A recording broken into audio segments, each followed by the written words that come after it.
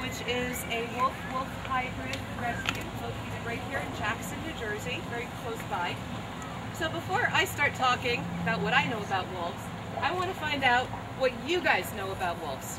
So when I say a wolf, what do you think of? What comes to your mind? I saw your hand first.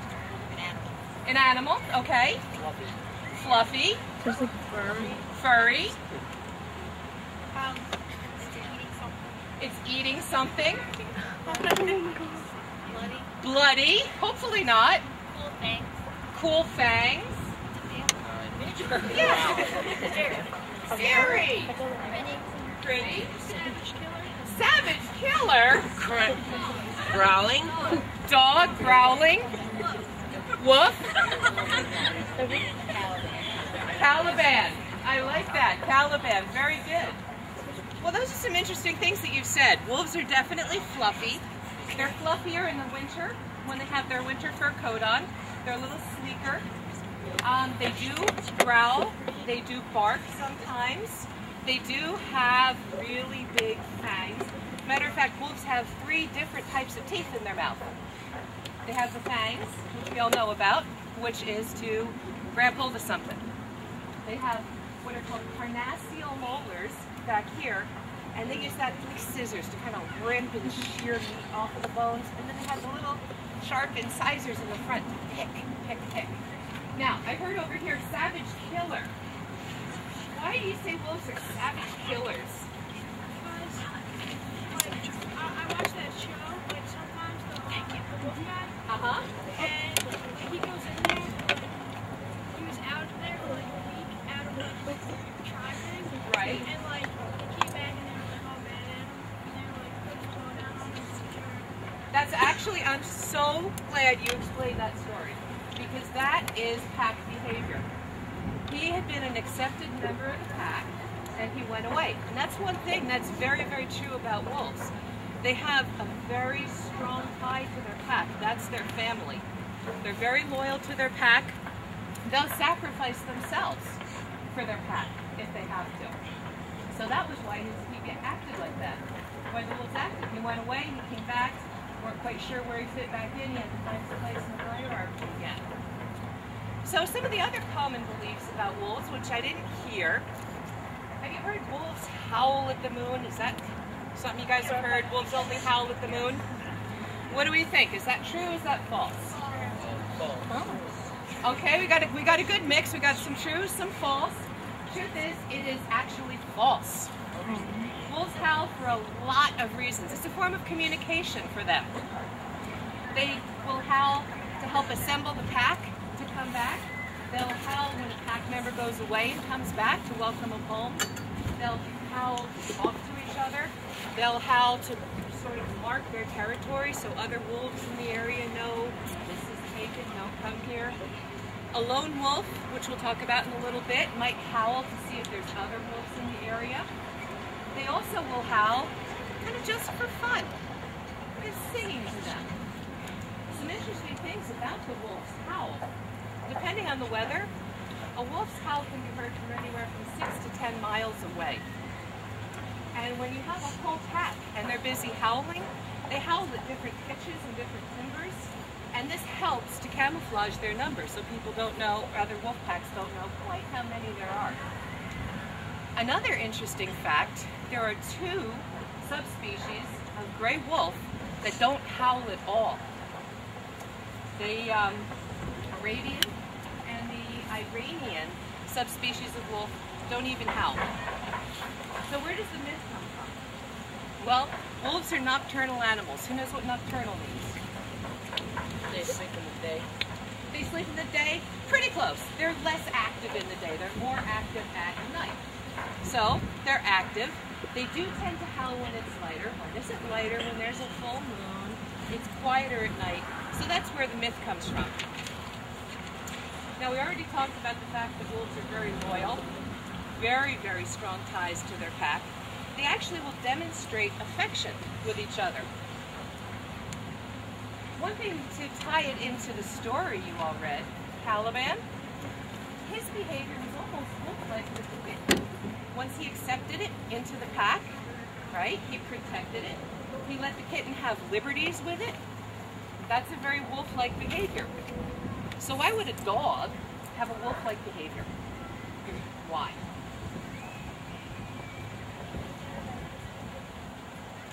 Very, very, very close. Yes, you're almost there.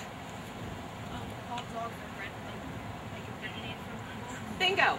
All dogs, every dog, even the little chihuahuas, the little French poodles, the haircuts, they all come from wolves. Scientists actually don't know exactly when the first wolf appeared. They found fossils about 55 million years ago that they think probably the ancestor of all carnivores. About 40 million years ago, they identified fossils from 40 million years ago. That is pretty much the beginning of the dog. And about 1 million years ago, wolves, as we know them, were running around the earth. Look pretty much the same as they do today. So we've got some pretty old animals running here. So when did they go from roaming around in the woods, being wild, to being domesticated? Like houses and stuff. Mm-hmm. That's definitely part of it. When people started to settle down, it was about 12 to 15,000 years ago in China that they first domesticated the wolf. And I'm going to slip a little science in. I know this is a language arts class. I'm going to slip just a tiny bit of science. Who knows the scientific name for a wolf? Does anybody know this? Close. Very, very close.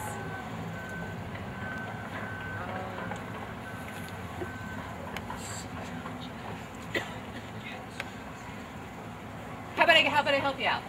Yes. A wolf is known as Canis lupus. Who knows what a dog's scientific name is? Canis lupus familiaris. So that shows the relation. Now another misconception about wolves. Wolves are really falsely accused of killing a lot of livestock, right? A lot of farmers blame the wolves. They actually, yes, can't deny they do some hunting, but it's very much less hunting than they're accused of. Matter of fact, let's throw a couple numbers at you. Wolves are in the West are guilty of only about 10% of livestock predation, whereas coyotes are guilty of over 13% of livestock predation. So why do wolves get blamed? Well, Defenders of Wildlife is trying to help out the situation, so anytime a farmer can prove their livestock was killed by a wolf, Defenders of Wildlife pays them, so that helps. The important thing to know, in the wild, wolves actually help maintain an ecological balance. So I'm getting a little too far into science, so let me pull out of that. We love science. We have a science teacher? Yeah. All right. We have all subject areas here. We have history, Oh, we have language arts, we have science, and we have math. Oh, so we're going to cover everything. So math. I'll have to work on how to get math in here. Always. Statistics. We'll find a work way. on that. There we go. Statistics. Statistics. Statistics. All right, so going back to the one thing you said, which is the biggest misconception about wolves. Wolves are horribly misjudged for this. Well, are wolves dangerous to people? What do we think? Who says wolves are dangerous to people? Ah! No, no, no, no, no. Wolves absolutely are not dangerous to people at all. A lot of people think that, and that's okay. That's okay. We're here today to clear up some of these misconceptions. There actually are no records in North America of a healthy, pure-blood wolf attacking a human. There's no record in North America of a wolf eating a baby, kind of like in the Caliban story. Sorry! The truth of the Well, he matter... didn't eat the baby, Sorry? right? He didn't eat the baby. That's right, he didn't eat the baby. And that's because no wolf has ever done that in North America. The truth of the matter is, wolves are more likely to avoid people than they are to go near them. They really don't like people, and you'll see that behavior. We're going to bring out a couple of friends in a little while. And one is really, really high content wolf, which means he's more wolf than dog. The other's a mid content, so he's a good mix. You'll be able to tell because the high content wolf is going to be really shy and timid. And it's actually kind of interesting. But you've heard stories about dolphins helping people out in the sea. Well, there have been stories of wolves helping hikers out in the forest. So, poor guys, you're really getting a bad rap on this. So why are they so misjudged? Why do you think wolves have such a bad reputation? I saw all three of you guys at once. So you haven't had a turn. What, honey? Because of their appearance? No, go ahead, see. In movies, they make them look scary. Say the appearance. Stories. How fierce they look. I can't hear you. That is an excellent point, yes. And you know what? You guys are all right. White wolves are getting this reputation because of how they look. They look scary. They're very intelligent, travel in a pack. It's a little disturbing. A lot of stories, particularly out of Eastern Europe, came that had just wolves as horrible characters, and they had a lot of superstition in them. And a very good point you raised is when they play together, it looks kind of rough. And the reason that is, the older wolves, first off, are teaching the younger wolves how to hunt. They're teaching them what to do when they catch something. Also, the younger wolves, when they're playing with each other, that's part of establishing a hierarchy. A pack has a very strict social structure. The way a pack is structured, you have at the top the alphas, then the betas, then the omegas. And I'm actually going to circle back and talk about that in a second. So they're figuring out where they all fit in the hierarchy, but it can look scary. And you're right, wolves are made to look like the bad guys in movies because it appeals to people to make the wolves seem vicious based on what they know from fairy tales. The fairy tales lied. Red Robin Hood, Three Little Pigs, they lied. The only thing they got right in Little Red Riding Hood is when Grandma says, or Little Red Riding Hood says, "My grandma, what big teeth you have." They do have big teeth, and those look kind of scary. But they are misrepresented in movies. Even our wolves. The two of the guys you're going to meet, along with two other of our Howling Woods wolves, wolf dogs, were in the movie The Sorcerer's Apprentice. And they play bad guys. I'll let you in on a little secret. We couldn't get them to snarl. Our guys are just so good-natured, no matter what we did, we couldn't get them to snarl. So we had to come up with a device to make them look mean, make them show their teeth. So we came up with this very highly technical, very advanced device. Maybe you've heard of it. It's called a rubber band. And we hooked it onto their one fang, and then looped it around their head and hooked it onto their other fang so they looked like they were snarling. And they took that. They let us do it for day after day after day of filming. Now, does that sound particularly vicious?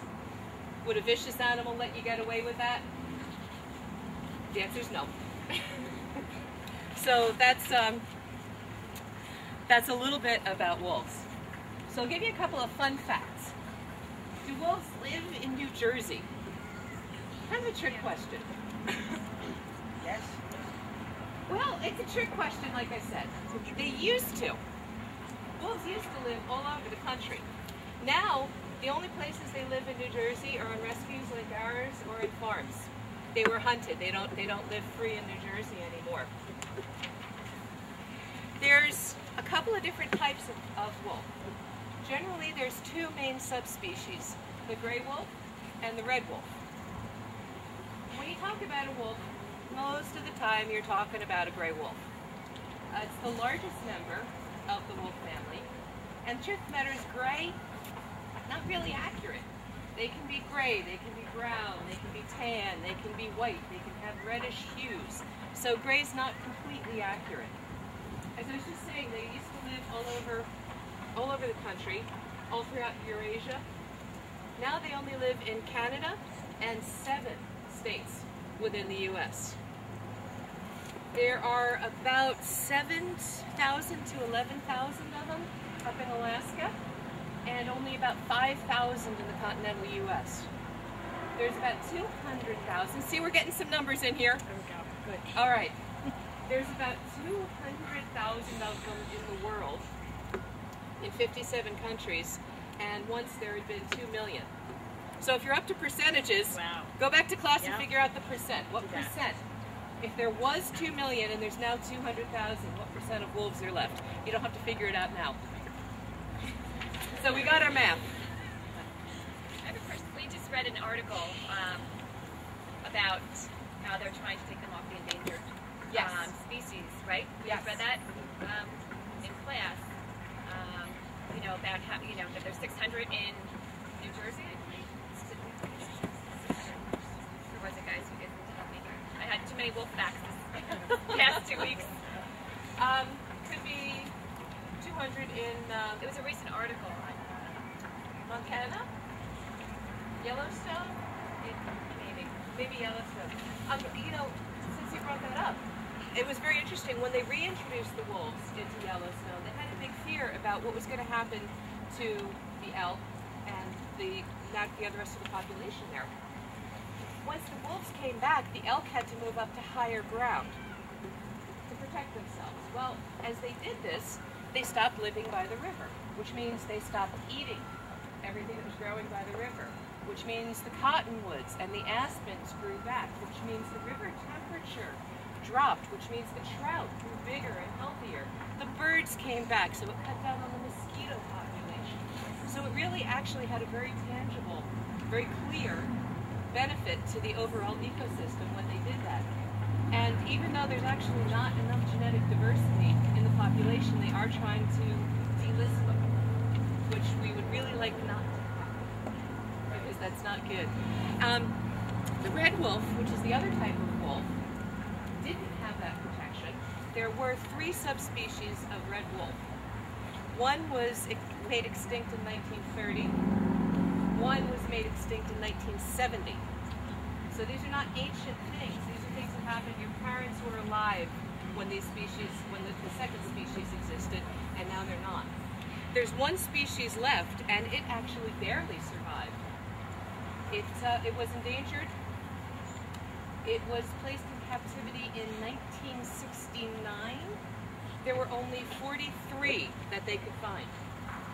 And the population was that close to dying out. There's another population, which is a subspecies of gray wolf, called the Mexican wolf. They got down to 7. There were only 7 of them in existence. And they were fortunately brought in by scientists, and the population was reintroduced to, the Mexican wolf's been reintroduced to areas of Arizona. The red wolf has been introduced into areas of North Carolina. So, originally, they roamed all over the place. So, I'm really glad you brought that up. It's important that we know and that we think about the conservation and the role that they play in the overall importance, ecological importance. All right, a couple more facts, and then I'll open it up to some questions. The size of a wolf. How big do they get? Well, when they're born, they're about 1 pound. Fit in your little hand. 1 pound. They have blue eyes. Their eyes stay closed for about the first 2 weeks. By 3 weeks, they're up roaming around the den. By the time they're 2 months old, they're already up to 20 pounds. By the time they're a year old, they're almost physically full grown. They're not mature yet, but they need to be physically big enough to be able to travel with the pack. So they grow up really, really quickly.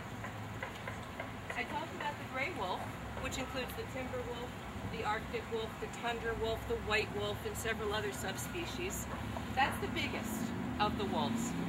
Generally, it's from 26 to 38 inches high at the shoulder, so they can get big. About 4.5 to 6.5 feet from nose to tail, tip to tail. They range from about 55 pounds to 120 pounds. So a pretty big swing in that one. In the former Soviet Union, they actually found some that were at 170 pounds. So for the science class, I'm going to slip this fact in. This is called Bergman's rule. The further away from the equator you are, the bigger the animal is, because they need more insulation, they need to keep warm. So, little science. The lifespan in the wild is about 7 to 8 years. Some can go to about 10. In captivity, 12, 15, easily. Why do you think they live longer in captivity? Yes?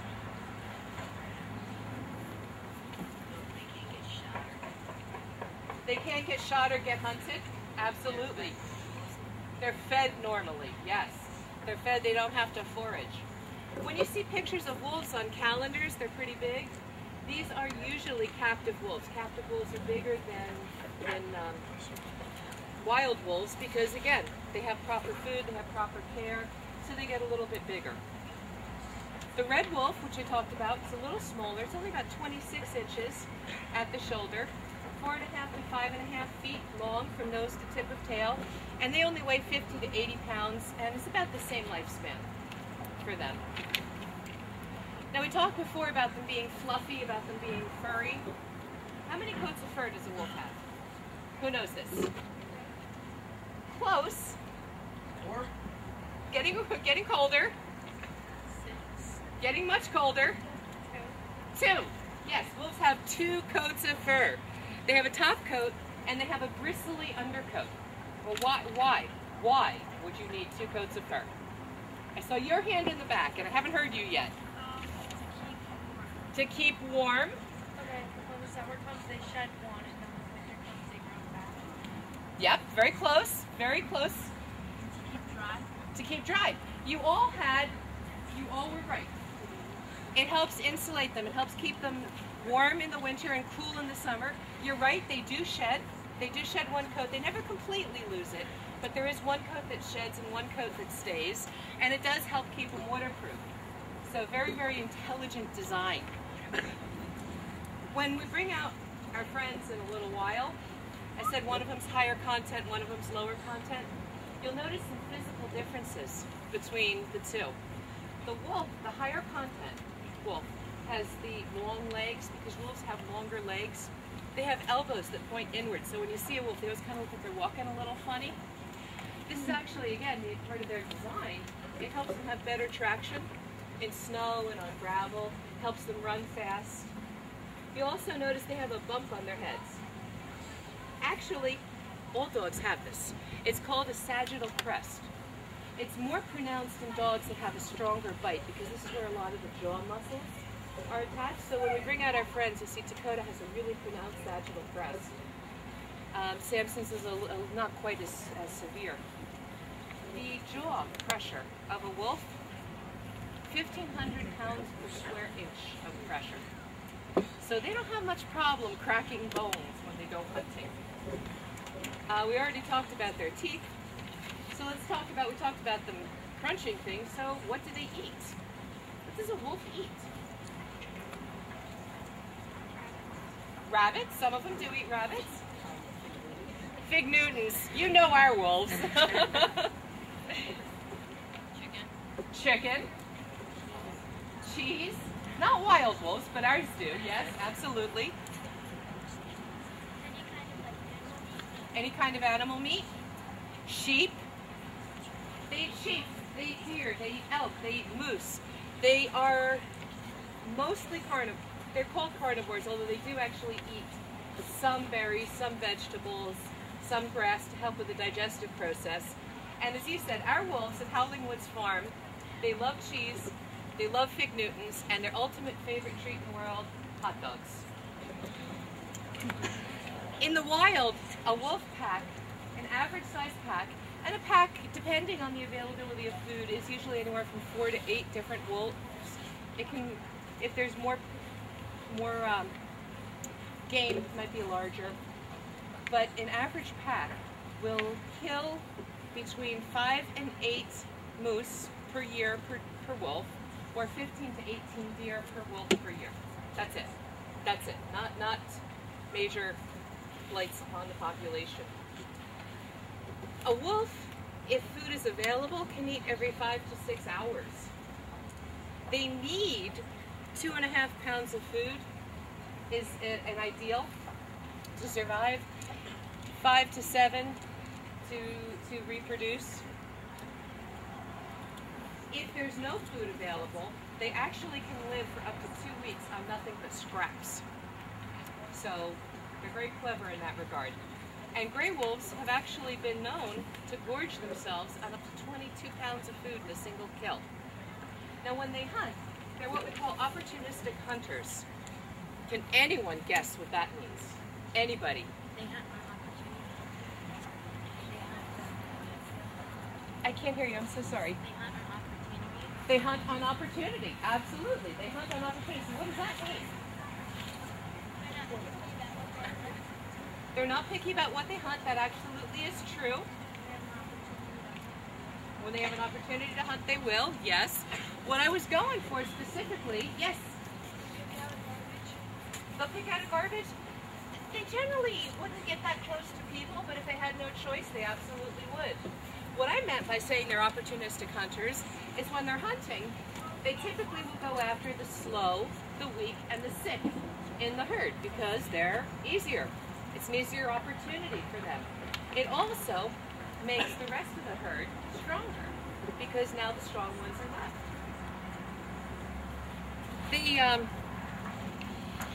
A lot of people talk about wolves, they hamstring an animal, means they bite them in the back of the leg.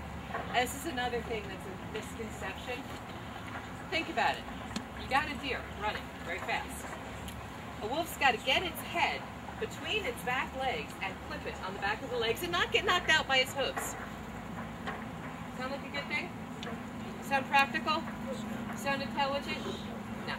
It's easier for them to bite them in the rump or on the side of their neck. If it takes them down faster, they'll often run their prey to exhaustion. So, very clever. And in terms of running, wolves have been known to travel up to 120 miles in a single day. That's not the norm. Normally it's 10 to 15 miles, but they can go up to 120. They can jump. How high do you think a wolf can jump? 50 feet? Thankfully, no. 7 feet. Between 6 and 8, exactly. They can jump between 6 and 8 feet. You nailed it dead on. Very, very good. And their speeds, they can get up to 40 miles an hour. So they're pretty impressive. So just a couple quick words about the pack, and then I'll open it up for some questions, and then we'll bring out some friends. I talked about the pack dynamic. You have the alphas, top dogs, the betas, right underneath them, the omegas. The alphas, kind of parents of the pack. They're responsible for finding hunting ground, for making a den, for setting up their area. They're also the pack disciplinarians. They're the only ones who have puppies. Not exactly accurate. Truth is, the entire pack participates in raising the alpha's pups. So although other dogs, other wolves could have a puppy, they don't have the freedom to take care of it. So generally the wolf is very intelligent. The betas, right under that, are kind of second in command, take care of things. A word about the alphas. Yes, they do mate for life. If one of them dies, the other doesn't lose alpha status, it finds another mate, and that mate becomes the alpha. But alpha status is not permanent. They can lose it gradually over time. They can simply give up if challenged. Other wolves can challenge for the alpha spot. Typically, they won't do that until they're more than 2 years old, because wolves respect their elders. We like the wolf population. So they won't make a bid for alpha until they're at least 2 years old. Once they do, if there is a bid for alpha, the loser generally has to leave the pack. And it's not, forgive, forget, move on. The loser tends to lead. Another reason wolves leave the pack, when they're around 1 or 2, they might disperse and go form a pack of their own. This is a tough time because they have to find an area that's uninhabited, number 1. Number 2, find a wolf of the opposite gender to make their own new pack with. So this can be challenging, but they do it. Generally, they don't go more than, say, 50 to 100 miles away from their original pack, although some have gone up to 500. They also can choose to join an existing pack. Once they do, once they're accepted, that's it. They're in. The same responsibilities, but the same privileges. And I think I've droned on enough. The omegas I talked about, the youngest, least privileges, most subject to the most aggression. The betas, the 1-year-olds, they're actually the aunts and uncles of the pack. They kind of take care of the little ones for them. So I've talked a lot about wolves in general. I'm going to tie it back to your story, Caliban, and then I'll open it up for some questions. In the story, Caliban was judged by what? By how he looked, right? It wasn't really fair. Wolves, judged by how they looked. Again, likewise not fair. Another thing, Caliban was very loyal to his pack. Who was his pack? Who was his pack? Pack was Leon. Leon. Who else was his pack? The kitten. What else was part of his pack? The baby. What else? The sheep. The sheep. Yes. He took his responsibilities of guarding the sheep very seriously. And he took his responsibilities of guarding his pack, the baby, very seriously. He had to be reminded of his place in the hierarchy by Leon, but once he did, he accepted his role in the proper hierarchy. Leon, no question, was his alpha. Absolutely. And Caliban, like wolves, was very falsely accused and very misunderstood. So we see a lot of parallels actually between the wolf in reality and Caliban in the story. So I've talked enough. What questions do you guys have? How do you find out that your dog's like things? How do you find out the How show? did you find out that your dog's like things? That's a really good question. I don't know how I found out. When he comes out, we're going to have to ask him how he found that out. I think somebody just had one day, and the dog probably went for it, and so we brought some in. Oh, with the Fig Newtons? The Fig Newtons. Yeah. Somebody was visiting the farm. Like you guys said. Somebody was visiting the farm, and they just happened to have one, and they gave it to him, and then, you know, all of a sudden everybody wanted it. There we go. That's how we found out. Thank you. How many packs are at the rescue? Really good question. Ours, we have one consistent pack. Those are Mike's personal pets. They're his family. We have another pack with a couple of them that don't quite get along. And then based on how many come in for adoption, we have a third pack. Really good question. It varies. There are, I think now it's up to 7 wolf dogs. And however many come in for adoption, it ranges anywhere from another 1 to another 6 or 7. Plus we have people who foster the wolf dogs. Doesn't the alpha eat like the liver and the heart and then the other ones? Good point. The alpha eats first. Yes. Whenever they have anything, the alpha has to eat first, and then he and she decide when the rest of them can eat. Yes, you're right. Is there only one alpha, or is there like a couple? Good question. Is there only one alpha? Every pack has only one alpha male and one alpha female. Absolutely. Is there like a werewolf, or is that the same thing as a werewolf? Is there a werewolf, or is that the same thing as a wolf? Very good question. A werewolf is a superstition based upon a fear of wolves. So we don't have any werewolves. That's a really good question. I'm very glad you asked that. What is the expression lone wolf? What does the expression lone wolf mean? Good. A lone wolf is a wolf that chooses to live without a pack, all by itself. That can be one of the dispersers that I talked about, who's actually alone while he or she are trying to find a new pack, or there are some that do choose to live alone. Very, very few. It's contrary to their nature, which is something else you learned about in the Caliban story. It's very contrary to a wolf's nature to be alone. They are a pack animal. There have been instances of some that live alone, generally a shorter lifespan. Very good question. I can't hear you at all. Yell. She said that if you have one wolf that's all white. Do we have one wolf that's all white? We do. We have Kotori, which is a wolf dog. Mid-content wolf dog that is all white and beautiful and the biggest troublemaker you could imagine. And we love him. What's the difference between a coyote and a wolf? What's the difference between a coyote and a wolf? About 19 different strands of DNA. Or 19 or 29. I think it's 29. They're very similar. Coyotes are smaller. Wolves are bigger. Coyotes are a little less afraid of humans. They don't howl. They have a different pack dynamic, different coloring. That's just a few of the differences. That's an excellent question. First time anyone's asked me that, too. How did you get Samson? How did we get Samson? All of our wolves were rescues from different places. Some of them were surrendered to us. Some of them were from different animal shelters. We got calls about them. Some of them were abandoned, were being surrendered by a Craigslist classified listing. Samson himself came to us when he was a little puppy. He was another owner surrender, I believe. So we do not breed. We are very against breeding. We will rescue them. Good questions. Others? Once they breed it, If they bred on their own, we would certainly take most loving care of the pups, but we make sure that our animals cannot do that on their own because we have them neutered, which means they can't do that anymore. So we don't want to have any more unwanted wolf pups in the world.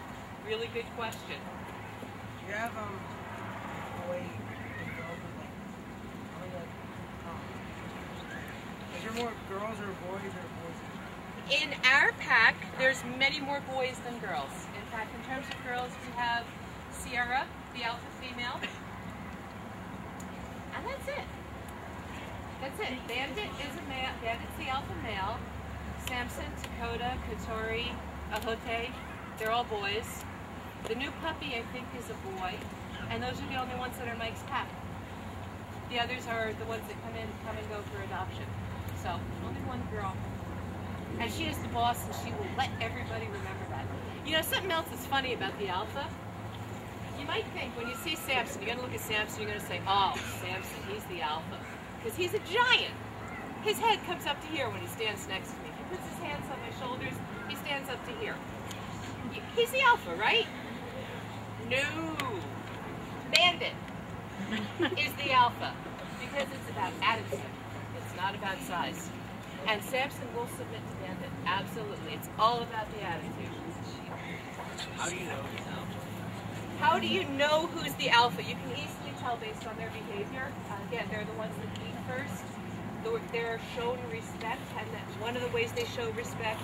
The subordinate wolves will come up and approach in a submissive posture.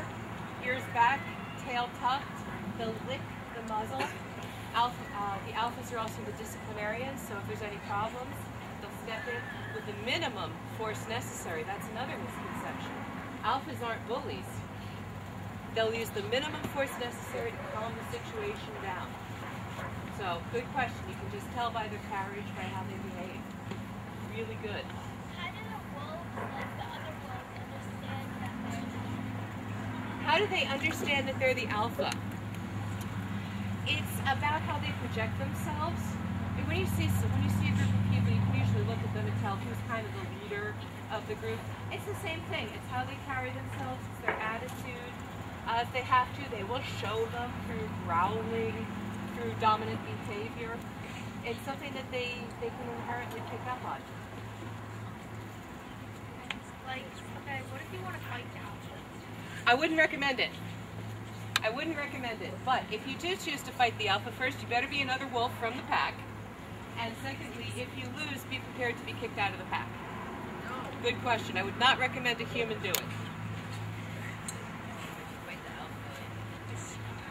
What's that? I didn't hear the first part. If you fight the alpha, don't you die? Not necessarily. Not necessarily. If you fight the alpha and you kill the alpha and you're a wolf, you might be the new alpha. If you fight the alpha and you don't die, you will just be driven from the pack. Very rarely do they actually end up dying. Very rarely is there a death involved. Now, before my friends come out here, I saw any last chance for questions. Yeah, honey. Dakota's a boy. Dakota's a boy. Now, a couple quick things. Guys, I need you to focus on me just for another couple seconds. This is really important. Guys, everybody, eyes to me.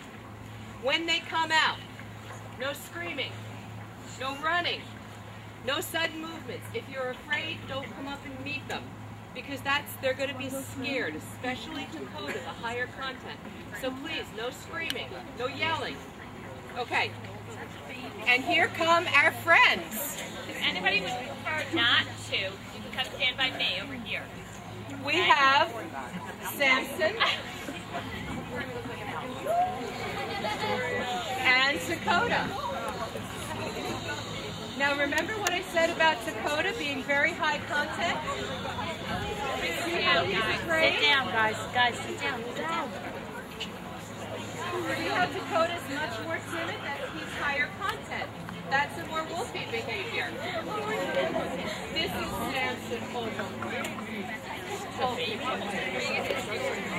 Now, remember what I said? Samson, you look at him and say, big dude, he's the alpha. He's not. Oh, you big guy. Oh, thank you. Bandit likes to It's not fair to everybody else. Please sit down. Look at some of the physical differences that I talked about. You see that Dakota has the longer, thinner legs? See how his elbows point inside? He's got that big bump on his head. No, baby, I'm sorry. His teeth are bigger. He's more timid. Mike will show you his teeth. The only thing Red Riding Hood got right, big teeth, big eyes. Notice how his tail is tucked? So he's a little scared. He's a little timid. Oh, good guy. So you can see some of the physical differences. If you touch it, you'll notice Samson's a little fluffier. Dakota's got a little coarser toes. Samson likes to hold hands. He doesn't lick. Now, who's afraid of the big bad wolf? All right. Now that you see him, do you have questions? Are there other questions?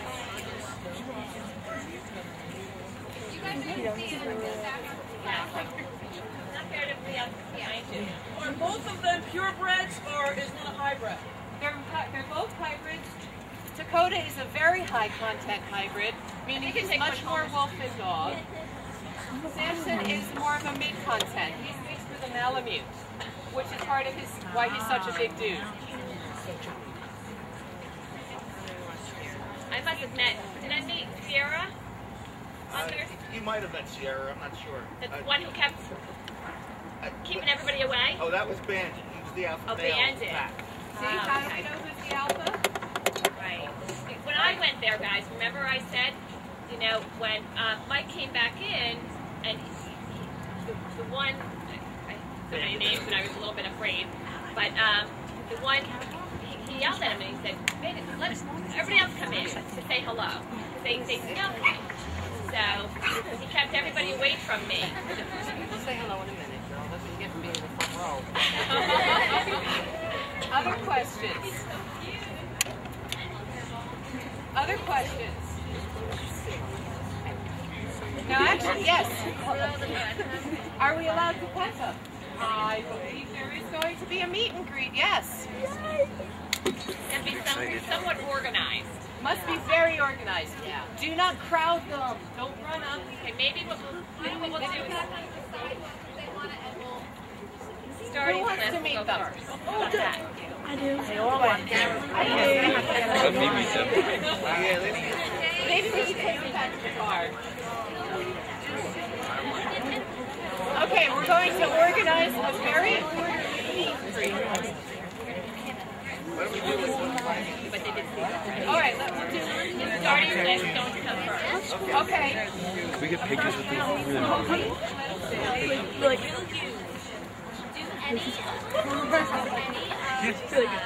I've had a wolf. What is he doing? You're doing a picture of him on your phone, on my phone. There are Let me get on. that don't like people.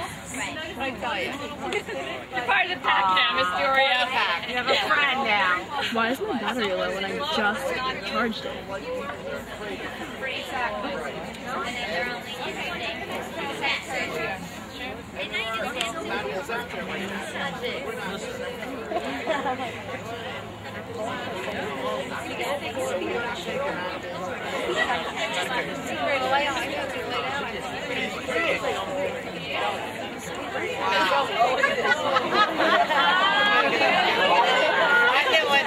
Take me long, huh? I can bring anything.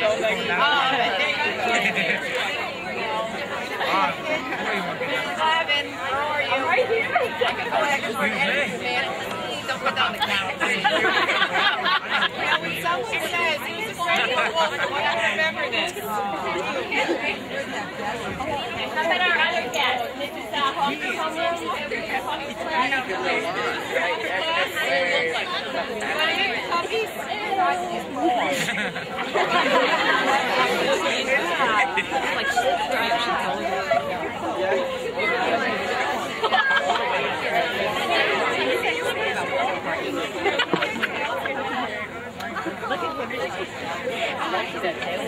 It's cute.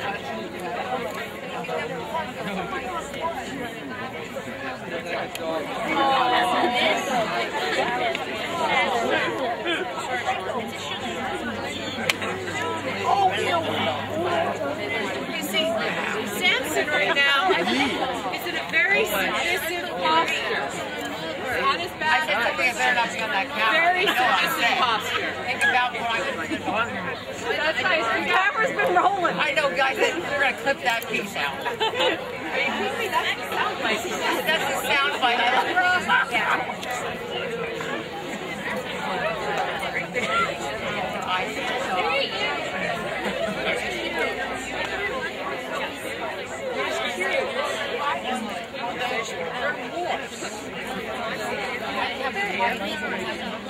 Oh, man.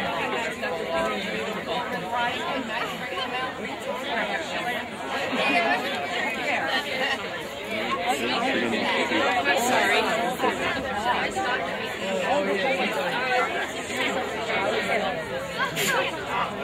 Oh, no, that's not perfect.